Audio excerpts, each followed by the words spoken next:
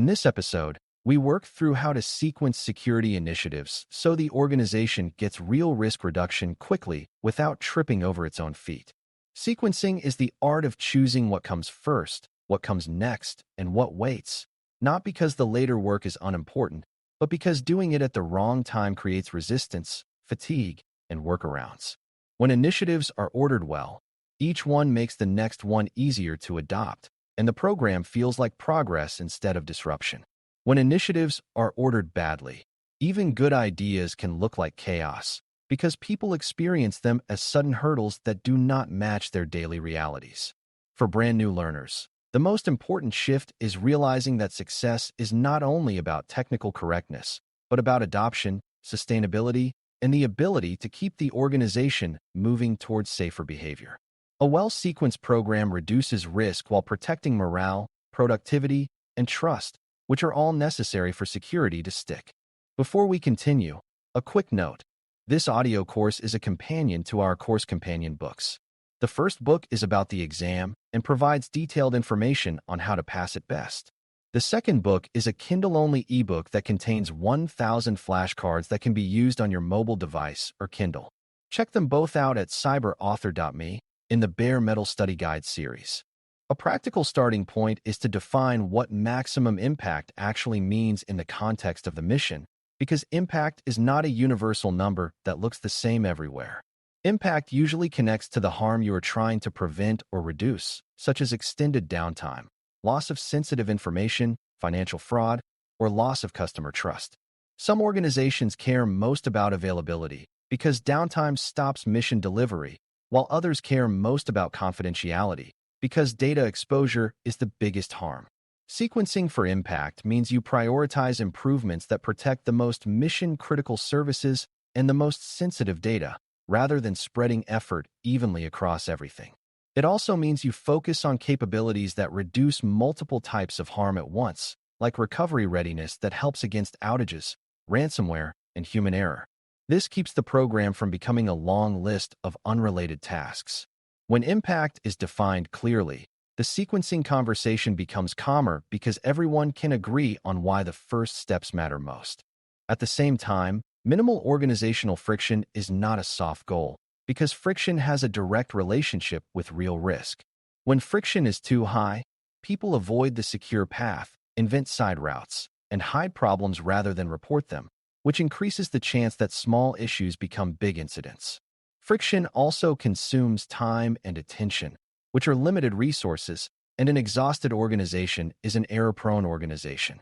Sequencing with minimal friction means you introduce controls in a way that respects how work gets done and how change is absorbed. It also means you reduce unnecessary complexity before you demand higher discipline from teams. A beginner misconception is that friction is simply the price of security, but in well-run programs, friction is treated like a design variable.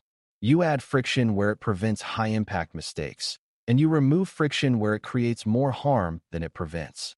One way to sequence intelligently is to begin with foundations that create visibility and clarity, because advanced initiatives fail when the organization cannot see its own environment or cannot make consistent decisions.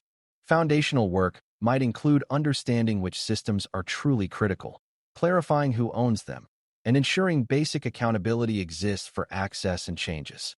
It can also include improving awareness of where sensitive data lives and who should be involved when decisions affect it. These steps are not glamorous, but they reduce confusion, and confusion is a major driver of accidental risk. When teams know what matters most and who decides what, later initiatives face less debate and less delay. Foundations also reduce friction because they remove the need for constant exceptions and escalations that happen when nobody is sure what the rules mean in practice. Sequencing foundations early is often the difference between a program that steadily improves and a program that repeatedly restarts. After foundations, a high-impact next step is often to strengthen the organization's ability to respond and recover, because response and recovery reduce the harm of many different events, including events you cannot fully prevent. Prevention is valuable, but prevention is never perfect, especially in complex environments with many users and systems. If an organization can detect issues quickly, contain them predictably, and restores services reliably, the overall risk profile improves even when new threats appear. This is why response readiness and recovery readiness are often excellent early to middle initiatives in a roadmap. They also create confidence, because teams feel less fear when they know there is a plan for when something goes wrong. Confidence reduces panic-driven workarounds, which reduces risk further. Sequencing resilience-oriented initiatives early tends to lower friction because it supports operations rather than constraining them, and it makes later tightening of controls feel reasonable rather than arbitrary. A related sequencing principle is to choose initiatives that compound, meaning one improvement strengthens several capabilities at once and sets up future work. Identity governance is a classic example because improving how accounts are created, reviewed, and removed can reduce unauthorized access, improve audit readiness, and support incident investigations.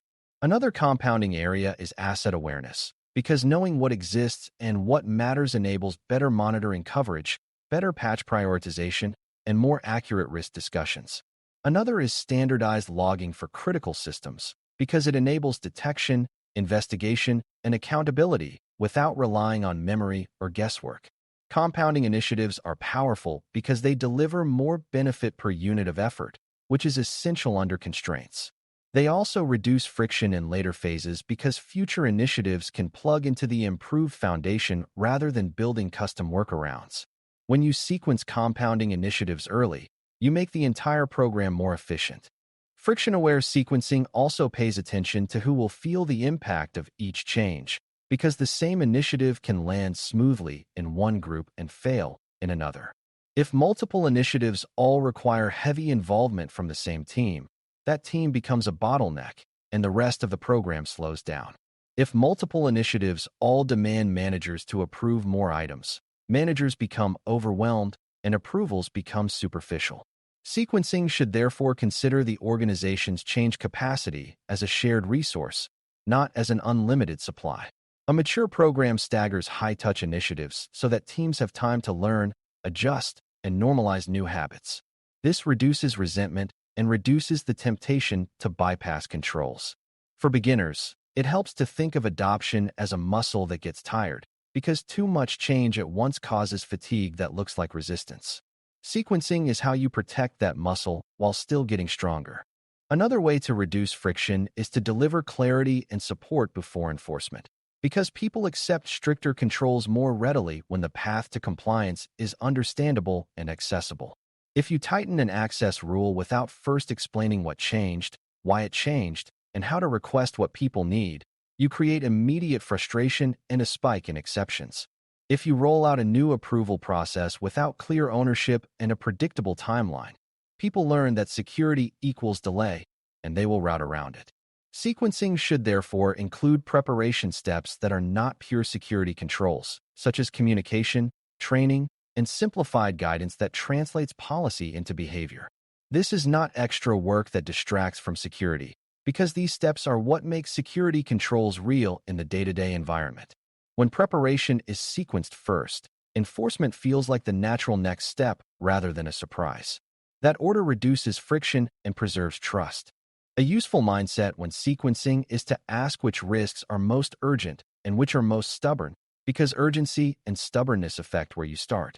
Urgent risks are those with high plausible impact and high likelihood, such as widespread phishing exposure combined with weak detection, or critical service recovery gaps in an environment with frequent outages.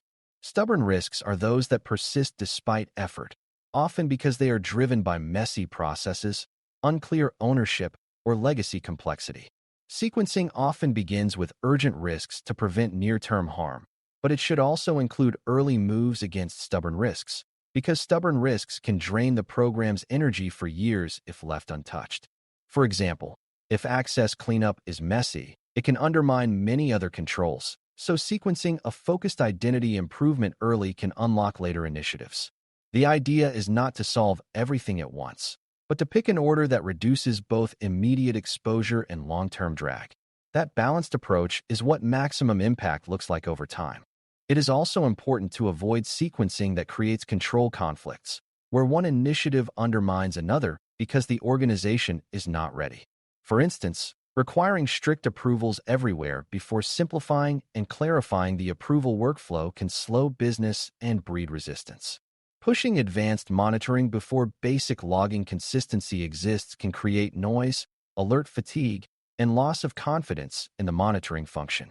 Introducing complex data handling requirements before the organization has a shared understanding of what data is sensitive can create inconsistent classification and repeated mistakes. These conflicts do not mean the initiatives are wrong. They mean the order is wrong. Sequencing should aim for smooth handoffs, where each new control sits naturally on top of the previous improvements. Beginners should remember that bad sequencing can make good controls look bad because people judge by experience.